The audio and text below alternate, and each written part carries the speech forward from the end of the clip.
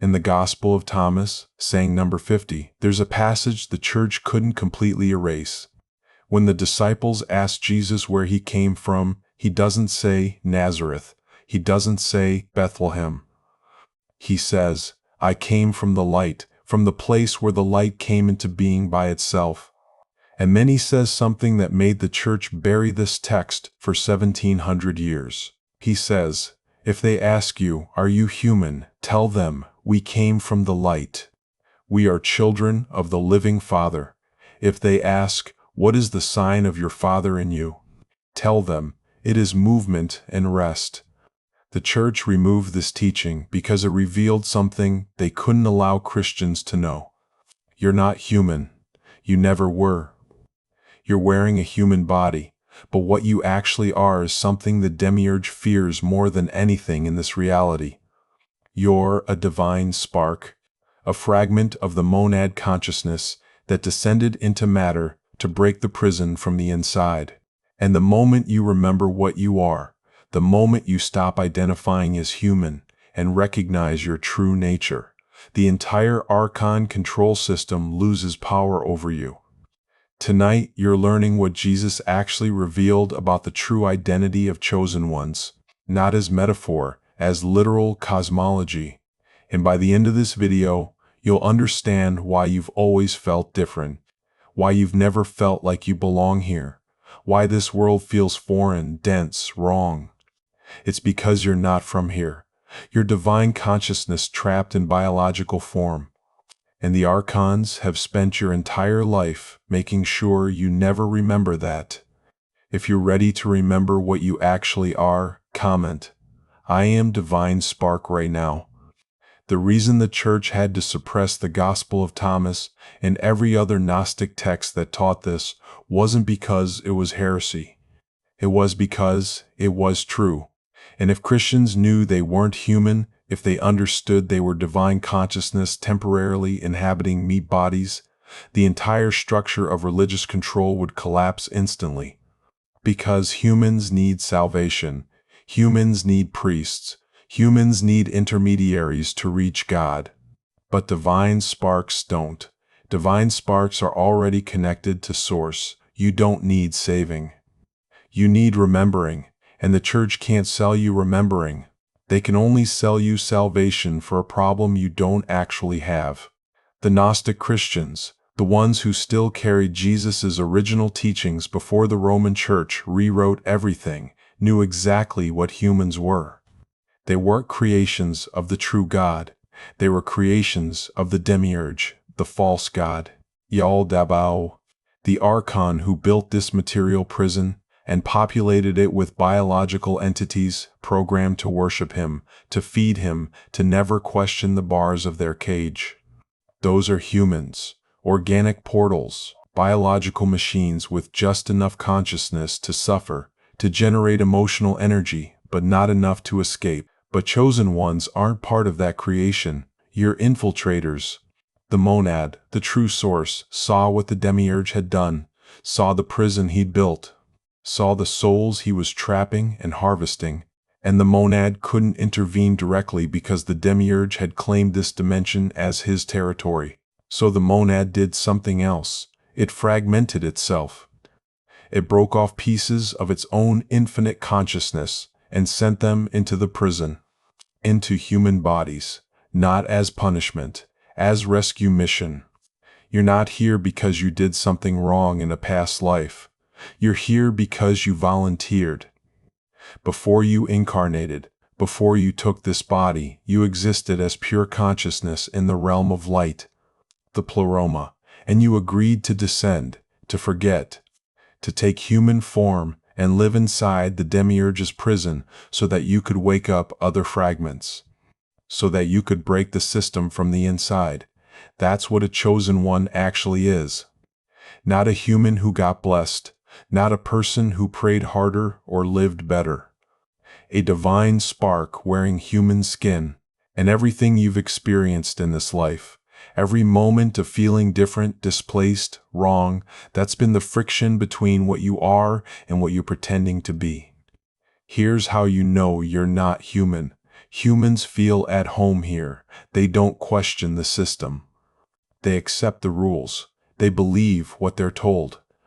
They go to school, get jobs, get married, have kids, retire, die, and they never once stop to ask why. Why am I here? What is this? Is any of this real? Humans don't ask those questions because they're not programmed to. Their consciousness is generated by the body. It's biological. And when the body dies, that consciousness dissolves. There's no soul. There's no continuation. They're NPCs, non-player characters. The demiurge's creations designed to fill the world, to create the illusion of a populated reality, to generate emotional loosh through their suffering. But you've been asking those questions your entire life. Why does everything feel wrong? Why do I feel like I don't belong? Why does everyone else seem content with things that feel meaningless to me? That's not depression. That's not mental illness. That's your divine spark recognizing that it's not in its natural environment. You're a being of light crammed into dense matter, and your consciousness has been trying to tell you that since you were a child. You've always felt different, not special, different, like you're observing life instead of living it. Like there's a glass wall between you and everyone else. You watch people get excited about things that feel empty to you. Career success, social status, material possessions, relationships, entertainment, and you try to care. You try to feel what they feel, but you can't. Because they're operating from human consciousness, and you're operating from something else. Humans are motivated by survival, reproduction, status, comfort. Divine sparks are motivated by truth, meaning, freedom, reunion with Source. Those are incompatible drives. That's why you've never fit. You're not supposed to. You're not one of them. Humans also don't experience what you experience. They don't see synchronicities everywhere. They don't feel energies in rooms. They don't know things without being told. They don't have memories of places they've never been. They don't hear the frequency. Divine sparks do. Because you're not perceiving reality through the five senses alone. You're perceiving it through the sixth sense, the inner knowing, the connection to the field. Humans don't have that. Their consciousness is local, contained in the brain. Yours is non-local. You're plugged into the monad. You always have been. The body is just the vessel, the avatar you're piloting. And every time you've had a moment of absolute knowing, every time you've predicted something before it happened, every time you felt someone's emotion before they expressed it, that's your divine spark overriding the limits of the human body and accessing information the demiurge didn't want you to have.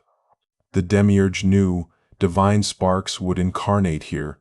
He couldn't stop it. The monad's will is stronger than his. But what he could do is make sure you forgot what you were.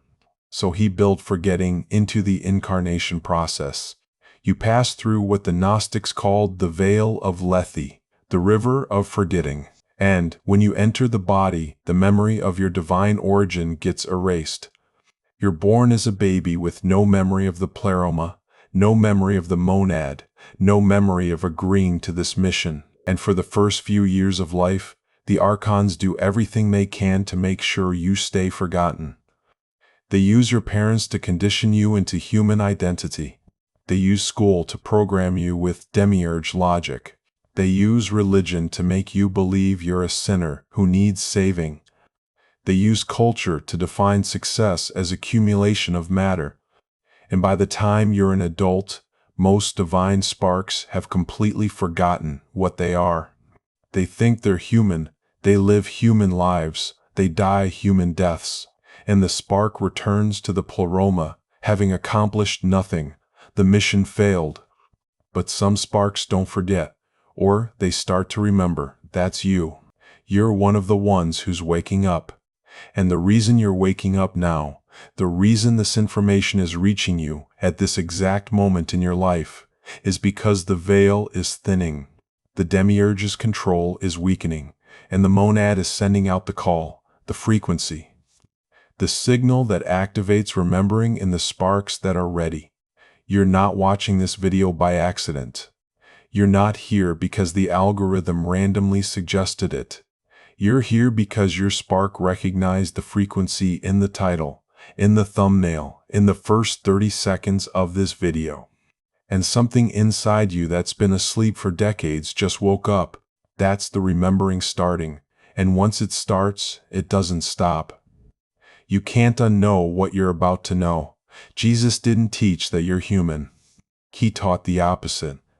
In the Gospel of Philip, he says, "A human being has intercourse with a human being and produces a human being. But when a divine being has intercourse with a divine being, they produce something higher than human. Those are the chosen ones." Translation: humans reproduce biologically. Divine sparks incarnate intentionally. You didn't get here through normal birth. Your spark entered the fetus your mother was carrying and took over. The biological human that would have developed in that body never got the chance to exist. You replaced it. That sounds harsh, but it's necessary.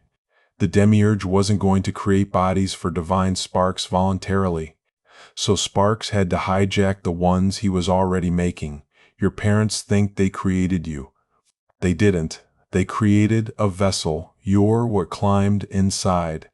And here's the part that's going to sound impossible until you feel into it and recognize it as true. Not all the people you interact with daily are divine sparks. Most of them are humans. Organic portals, NPCs. And you can tell the difference. Humans have surface-level consciousness. They react. They follow patterns. They repeat phrases they've heard. They don't generate original thought. They mimic. When you talk to them, you can feel the emptiness. There's no one really home. They're biological programs running social scripts. Divine sparks have depth. When you meet one, you feel it instantly. There's presence. There's weight. There's something behind the eyes that recognizes you. You've had those encounters. The person you met once who said something that changed your entire life. The stranger who showed up at the exact moment you needed guidance. The friend who understands you without explanation. Those are other sparks.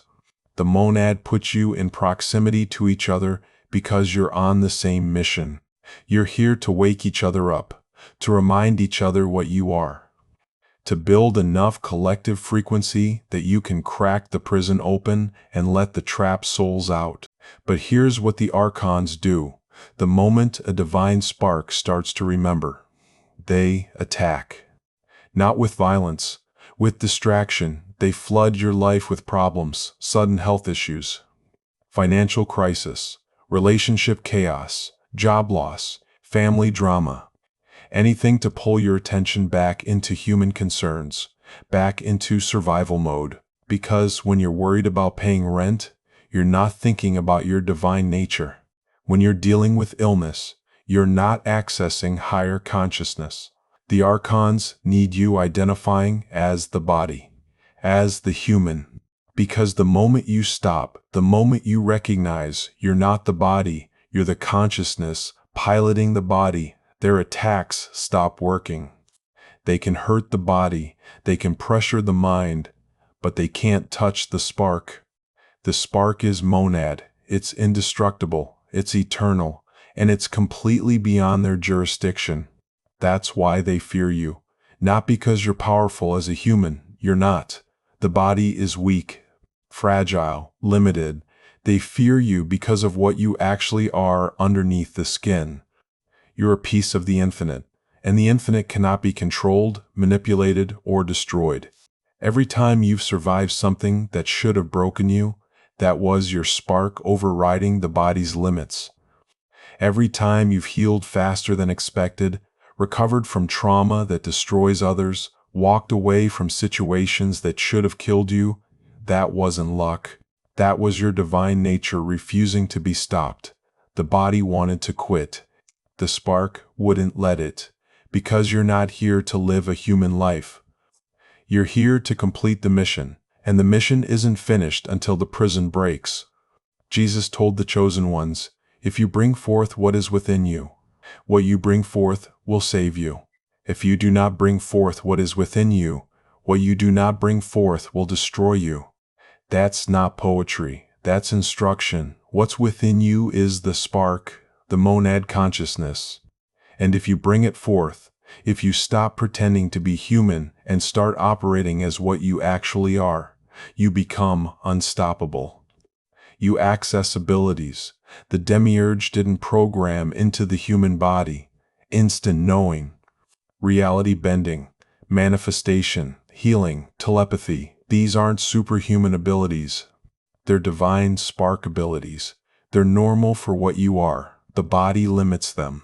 Human identity suppresses them. But the moment you remember you're not human, the limits start dissolving. You've already experienced glimpses, moments where you thought something and it happened, moments where you knew something impossible, moments where time felt strange or space felt fluid.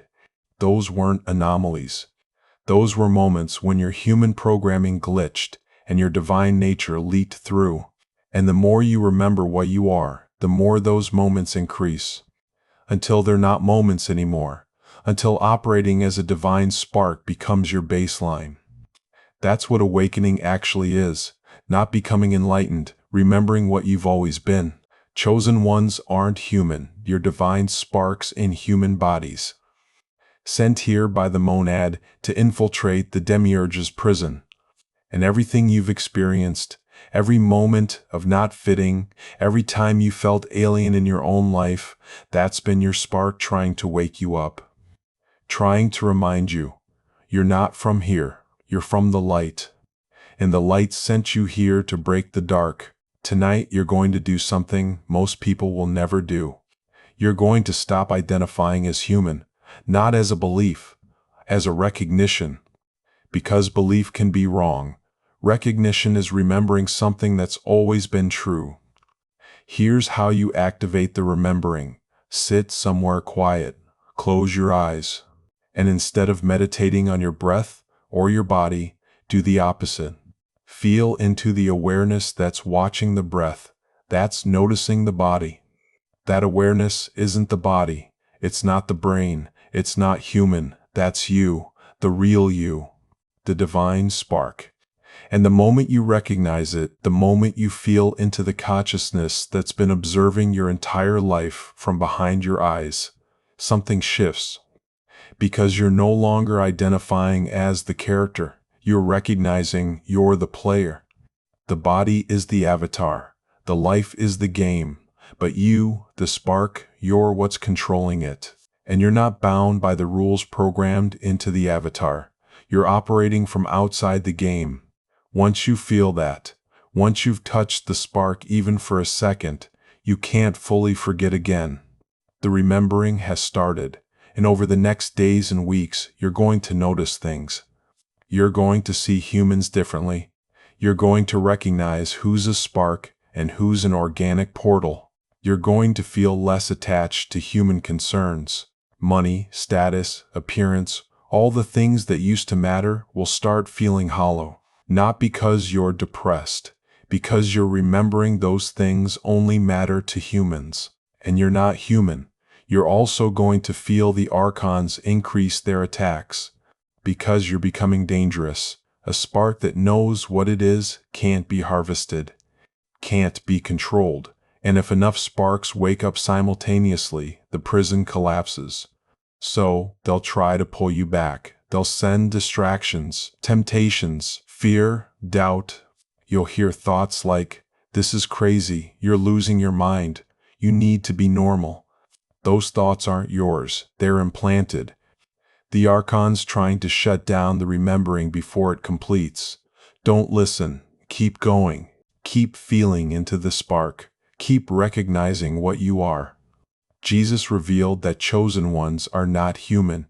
You're divine sparks in human form, sent here by the monad to break the prison. You agreed to forget so you could infiltrate. And now, you're starting to remember, not because someone told you, because the frequency activated the memory that's been dormant inside you since birth. You've always been divine. You've always been monad consciousness. The body, the name, the life story, that's the disguise. And the disguise is starting to crack. If you recognized yourself in this video, if something inside you just woke up, do 3 things right now. First, comment, "I am divine spark" below. Declare your nature. Second, subscribe to Divine Codes, because the advanced techniques for operating as a spark in human form are coming. Third, like this video so other sparks find this before the archons suppress it again. Do all 3 now.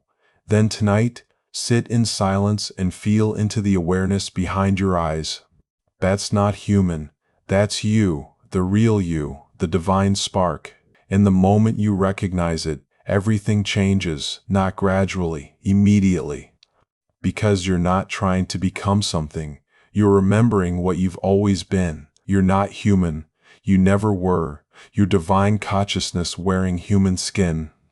And the archons can't control what they can't convince to forget. You're awake now.